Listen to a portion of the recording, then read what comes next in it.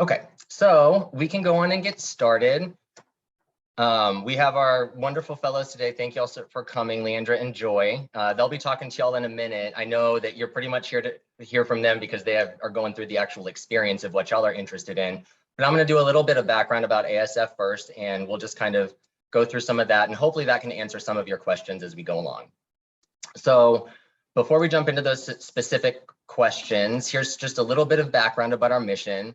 So our goal is to equip students with skills and a commitment to working with underserved populations, but not only during the fellowship year, but beyond.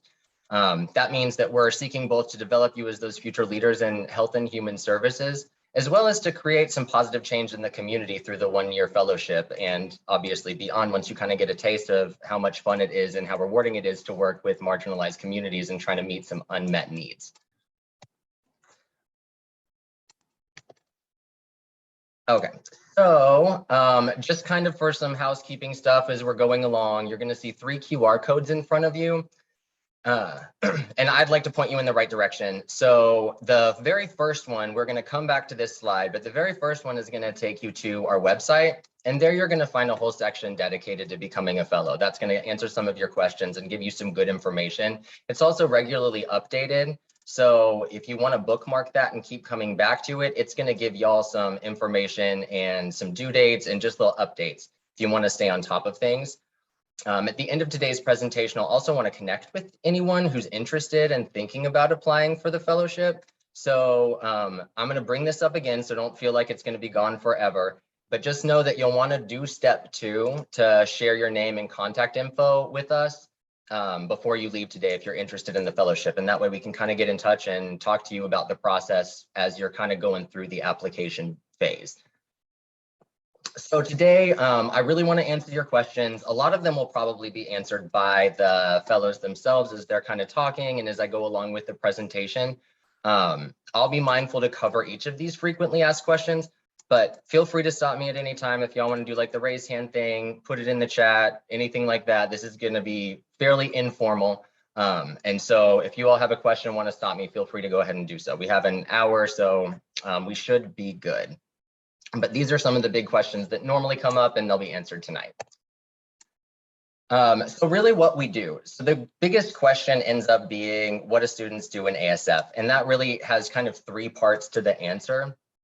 The most known part, of course, is that of being a fellow and doing that service project in collaboration with a community organization. You'll have a site partner there. And with them, you're going to identify an unmet need, determine who is most affected by that issue, and research strategies that can be effective in improving that situation, and then ultimately pilot your own version of that solution and see the outcome of it. So there's really 2 criteria that all ASF programs around the country follow for the projects, and that's that they should create something new or expand on something that exists. You know, that way you're not just kind of a regular volunteer in the organization and you're able to really kind of like do something that's interesting and substantive. Secondly, you should contribute 200 hours to plan, implement, evaluate, improve, and seek to sustain the project that you create. So one of the important parts is that sustainability piece, because once you all go, it's a really good project that's meeting an unmet need. So it's important for that project to kind of keep on going to continue meeting those needs. So we provide trainings and a way for you to reflect on what you're learning throughout the entire process and in what you're doing so you can improve the project and also to integrate the work into your future careers. Trainings take place monthly, either by way of a weekend retreat or a virtual workshop. So it's not all in person if you're worried about that. And they're really a great time to learn from other community leaders. We'll have speakers there and to engage with each other, your fellows and the cohort. That's one of the really important parts. Fellows come from about 9 different schools around the state and represent a wide range of health and human service fields. So we want to foster opportunities for you to learn from each other as much as from us and your community partners. I have a sociology background, so I'm big into networking and those types of connections. And one of the interesting things that I've been reading the last couple of years is the importance of lateral connections, and that's sort of making connections with your peers who are at a similar place. A lot of people think of networking with higher up people, but these people are kind of be going throughout your career as you're going through your career and at similar levels. So making those connections, especially across disciplines, could be really, really interesting in the future, because you don't know what some of those fellows are going to be doing 5-10 years from now. And it might be something that you're interested in too. So, and then a lot of people have a question about sort of what the project domains are, what's going to work for a project before I really kind of like get into the application process. So to really further illustrate what fellows do, I'll just describe some of the projects in the past. So a lot of times the projects are going to support mental well-being. So we had Katie Cassidy leading a support group for parents of children with disabilities. There's also a lot of projects that provide greater access to care. That's a big unmet need, is access to care. So we had former fellows Josh Bruce and Allison Footman. They worked with a mobile testing unit to provide HIV and STI testing in unreached areas. Projects also encourage youth development. So one of our former fellows, David Osula, teaching anatomy to students interested in healthcare careers. And also fellows seek improvements in nutrition and physical well-being. So we have Jasmine Grayson and Micah Thomas, who did a community garden with youth to distribute fresh produce.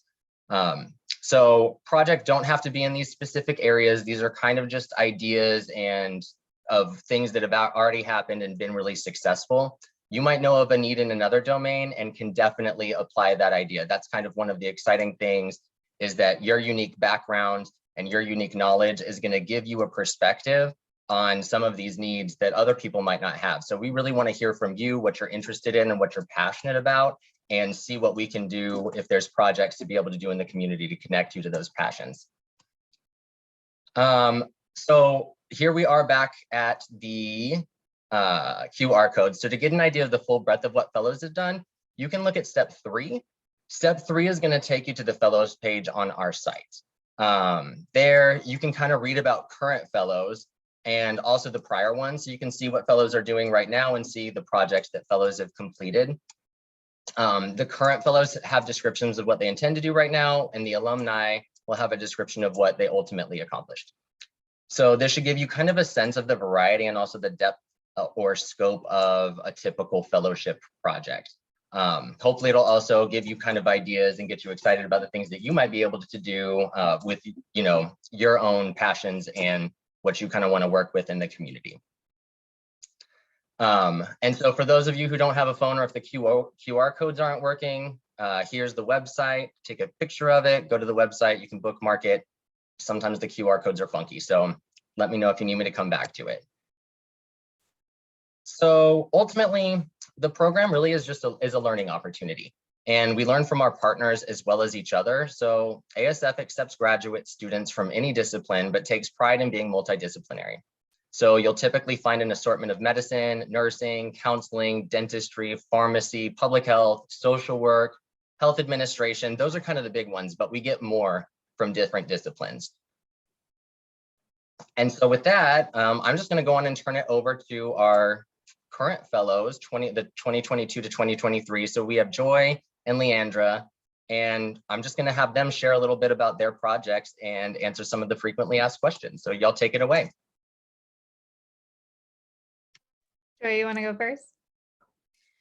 I can, but I was going to ask you if you wanted to play rock, paper, scissors. That's more fun. Okay, well, hi guys. My name is Joy Chinakwe. I am a 2025 doctoral candidate for pharmacy at the Harrison School of Pharmacy or College of Pharmacy at Auburn University.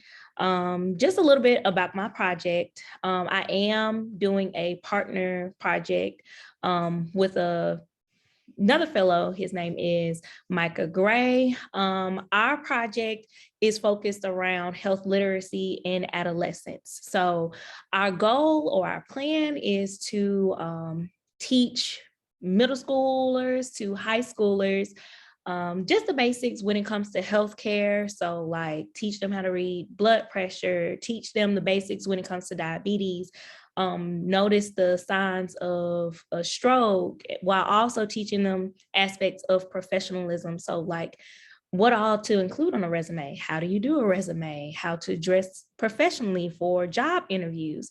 So things like that. Our site is Noticeoga High School. It's kind of like maybe 25 miles out of Auburn and probably about 45 miles out of Montgomery. So yeah. And I'm Leandra, and I'm a second year PhD student at UAB. I'm with the nutrition department, and I'm also a registered dietitian. So my interests are heavily into nutrition and providing access to that. So I landed in working with Lakeshore Foundation, and they serve people with physical disabilities. So I'm currently working on adapting a diabetes education program that has a nutrition component, but we've kind of built upon that. And then we are also creating sort of a grocery store tour for people with physical disabilities.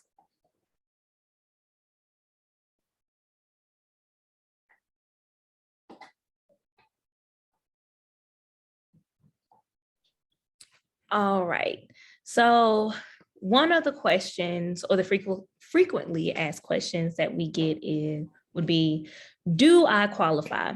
So graduate students, you must be enrolled in some type of graduate program within the state of Alabama in order to be a Alabama Albert Schweitzer Fellow. We do have branches in different states.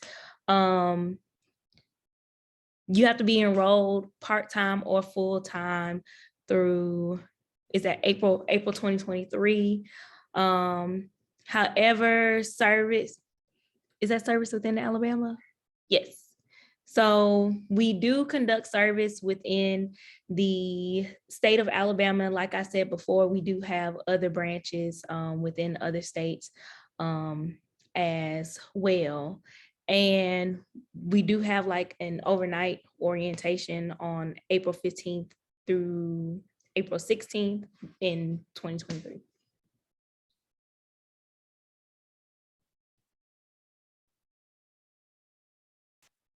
All right. Oh, go ahead. Oh, yeah, no problem. So I think another one of the big questions is, how do you come up with a project idea? Like, is there people that you talk to? Kind of how do you get started?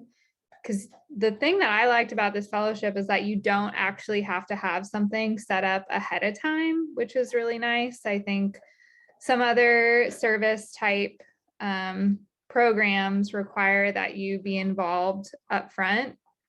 And so this is kind of a fun way to explore different areas and kind of talk to different people and see if there's something that really lights your fire, essentially, whatever gets you going and gets you excited. So I actually applied with 2 different project ideas that I did not end up doing. So I got an opportunity while going through the process of the application for this fellowship to work with Lakeshore.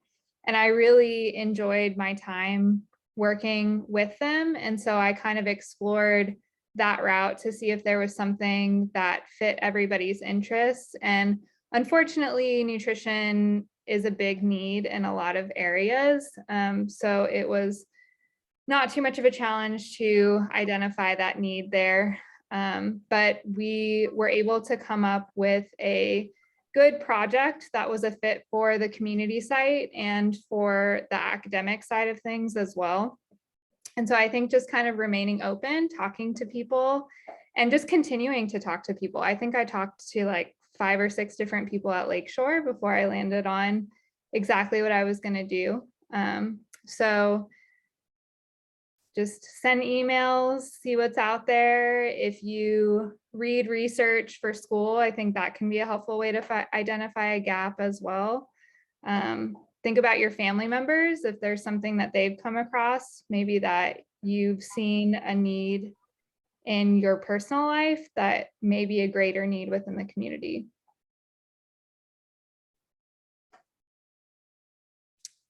All right, so the next frequently asked question, what is the time commitment?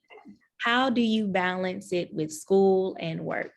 So the time commitment is 200 hours, and that includes planning, implementing, and evaluating your project. So the 200 hours has to be completed within the fellowship year. So it's not like, oh, I have to have 200 hours by the end of this month. You can definitely figure out a way to divide your time enough to where you know that you will be able to complete those 200 hours. We do have something called direct service hours, where you do have to spend a certain amount of time at your site or somewhere involving implementing your project, but you also do have outside time or indirect service hours that's dedicated to planning and implementing, or just anything that phone calls, emails, things like that, that's related to you trying to implement your project as well. Excuse me. As far as with meetings for our fellowship, we do have monthly meetings that are implemented, or I would say are carried out by other leaders. I wouldn't say leaders. What's another word? I'm having like it's so much going through my head. It's like another word for it. Like they're not they don't direct the meetings. Well, yeah. Our guest speakers? Guest speakers, yes. Okay. So you will have meetings where we do have guest speakers who talk to us about different needs in the community, or even within the state of Alabama, that they just want to introduce us to and things like that. And it also gives the rest of your fellows a common ground to meet back up and see how everyone is doing. And I think that's the part that I enjoyed the most. So like I said before, I do have a partner, or I'm one of the fellows who wanted to do a partner project. And even in the partner project, how it was presented to us before, we had the option of splitting the 200 hours, where one partner does 100 hours and the other partner does 100 hours. But with our project in particular, we were just like, yeah, no, it's going to take both of us going full force and putting in our efforts. So balancing ASF and implementing our project with school and work, both Micah and I work for Walmart, and they're very lenient with us. We explain to them, hey, I can't do this right now. I have to be at my site in order to talk with the kids and talk to the students. So just making sure that you have open lines of communication as far as with your school and as far as with your job and your site, it helps a lot in trying to get work done and things of that matter. But I would highly recommend, if you do decide to join ASF, I would suggest deeply consider a partner project, because I cry to Micah, I complain to Micah. I cry to Micah, I complain to Micah, Micah complains to me. He doesn't really cry that much, but it's okay. I'll get him one of these days. But just having someone who's right there face to face with you, if you don't know the answer, then they'll probably know the answer. Or if you have to have a pity party real quick and cry, you have somebody who can just pick up your half of the portion and help you out in that moment. So I definitely recommend, even if you're like a control freak, kind of like me, I still recommend considering doing a partner project. You just need someone who you'll be able to communicate with and who you're comfortable with as well. Yeah, and if you don't mind, I'm just going to quickly add to that, because I don't have a partner project, which I wish I did, because everyone in partner is having a good time. But another thing you can try to do that might be helpful in balancing your school and work, especially if you, for some reason, can't do a partner project, find good mentors. That has been huge in helping me balance school and work. And then I'm also just going to be really cheesy here for a minute.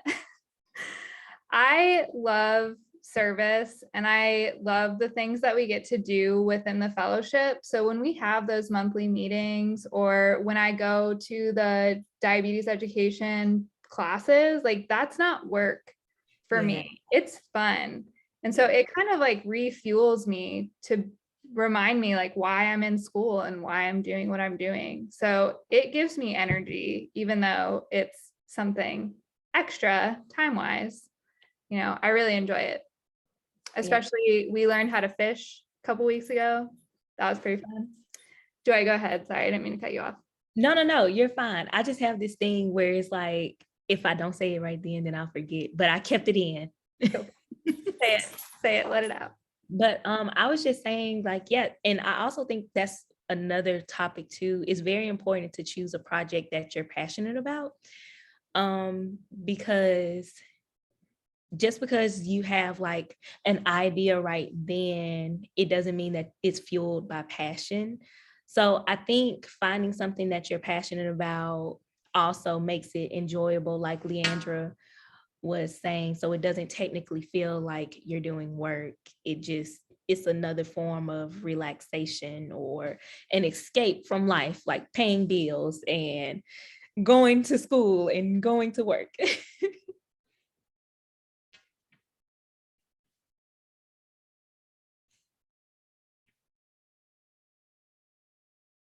Okay, I lost count. Whose slide is this? Okay. I think Keaton's gonna explain this one. Okay, I am happy to. So what is going to be different in 2023, in-person versus virtual meetings? So the retreat schedule is going to be published prior to February 1st. That'll be put online. The monthly meeting dates are going to be confirmed with the cohort once it's selected. And then the orientation next year is going to be split into two parts. March 5th is going to be virtual, and then the month after, April 15th to 16th, that's going to be an in-person. The vaccination status is going to be requested, and for the in-person retreats, and there's more interaction with other ASF chapters around the country when you're able to do that in the beginning. So that's a pretty wonderful extra to be able to do that towards the beginning of being in the cohort. Okay, so this is going to be the selection process. Y'all can see it's a pretty clear timeline. So apply by February 1st, then interviews, offers at February 6th. Interview offers are going to be on February 6th. The February 13th and 15th, we're going to interview. So all in the month of February, you're going to kind of find out about the process from application to answer. So that's pretty cool. And I'm here for you all if you're planning on applying to talk you through the process, answer any questions. I just spoke to somebody today who's planning on just kind of, with most of the application pieces, kind of checking it through with me because she's just super excited about what she wants to do and being in the cohort. And I'm thrilled about that because I love to talk to y'all about the things that you're passionate and interested about, because I just learned so much by talking to y'all. So please feel free to get in touch with me throughout this process. I'm happy to talk you through it. I'm happy to clear some of your like ideas or unmet needs you're interested in with Kristen, and just be a support to you throughout this process. So I'm here for you, and I'm happy to kind of go through it with you. So if you have any questions, do not hesitate to reach out to me as you're kind of going through the application. And Leandra and Joy, do y'all have any tips for applicants when it comes to sort of like the interview or the application process at all?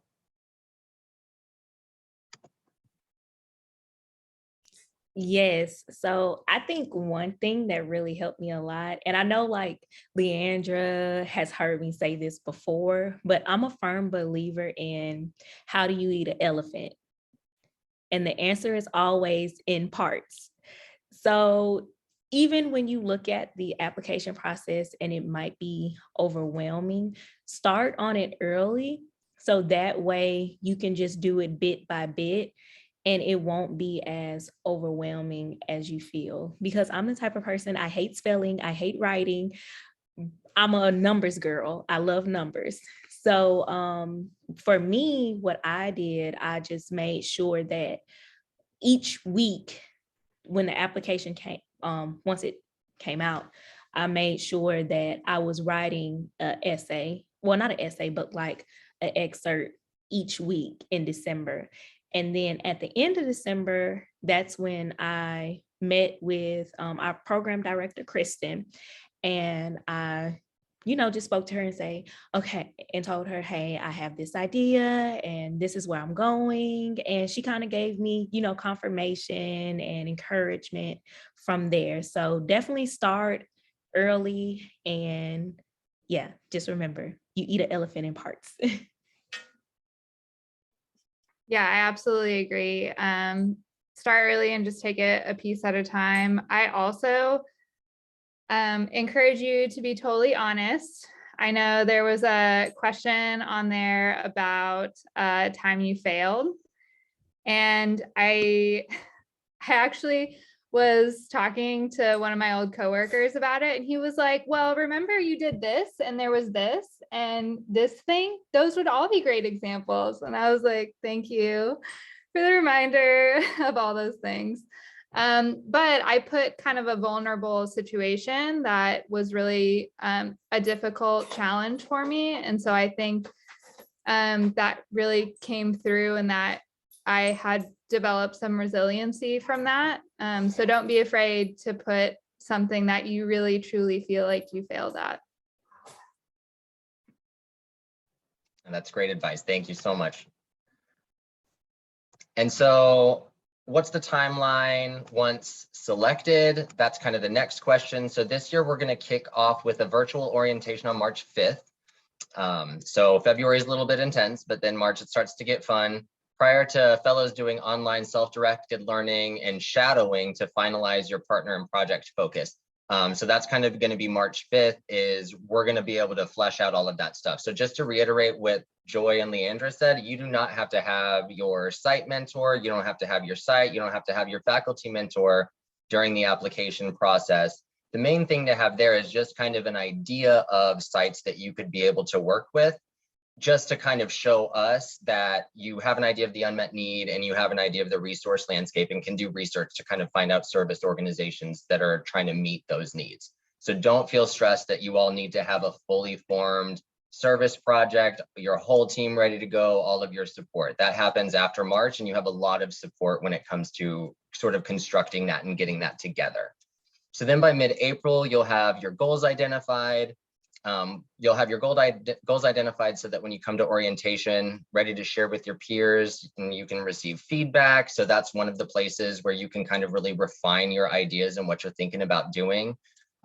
We really project a structured way for you to think about not only what you want to accomplish, but how you can break it down into smaller steps to ultimately reach those goals. So there's a lot of support when it comes to that. Sort of like Joy said, there's a whole planning process to be able to make sure that the hours are gonna, one, be like actually happen, and two, not completely overwhelm you. And there's a real wide range of activities that go into those 200 hours. So a lot of the research really goes into those hours. Contacting and talking to the people at the different sites goes into those hours. So it's easier to accomplish than it seems from that sort of big unwieldy number at the beginning. Projects can start really as early as this summer. We have projects that did that. Really, we're just trying to gear up, get ready to go and get it over with by the summertime so that everything else was sort of refining and looking at the results. That's definitely an option. If you're interested in a summer-centric project, we can certainly work towards more ambitious timelines so that you can start in May or June if that's something you want to do. It's absolutely doable and has been done. So does anybody have any questions that we can answer?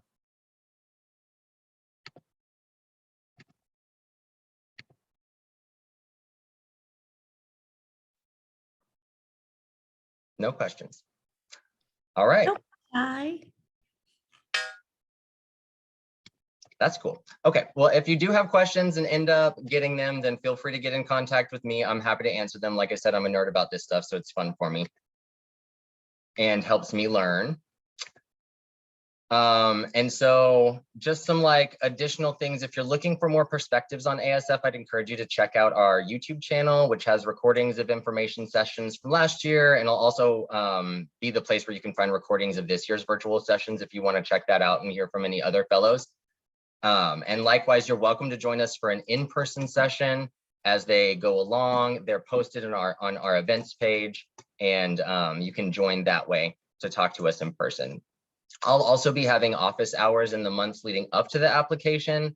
So kind of stay tuned for those to be added. But if you have questions before the office hours kind of come out, then like I said, please feel free to get in touch with me, and I'm happy to answer the questions to sort of just make the process as not stressful as humanly possible. So here's a QR code. As I mentioned at the beginning, we want to stay in touch with you all between now and the application deadline of February 1st. So please, please, please share your contact information with me so I can stay in touch. That's how you're going to get some updates, figure out when the application actually comes out so you can look at the questions and start doing what Joy was talking about and just getting it in chunks, little bits at a time. That's really great advice to not get bogged down by the application. And that's honestly, if y'all are even just remotely interested, it's a good way to stay in touch and get those updates. This QR code is just going to ask for your contact details and give you a place to ask questions of me too. So that's the way to get in touch with me. Our socials are right there. I'd encourage you to check out our website and follow us on any of these social media outlets. It's where we share news and some of the updates as well. So that's a good option. And we just have some other fellows that we can go through from previous fellows. So just real quick, we got Emily Munn at Auburn University, and she wanted to work with at least 12 students without disabilities and 3 with developmental disabilities in the 3rd to 8th grade. She had a really interesting project. And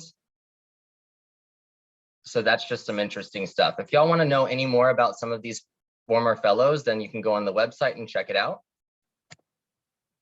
And I'm happy to do that. So there's a couple questions in the chat. Let me check out real quick. So the contact info is going to be, if you go to that website, you can get in touch with me. I can just tell you right now, I'll put it in here. My email is there in the chat for anybody that wants it to get in touch if you have any questions.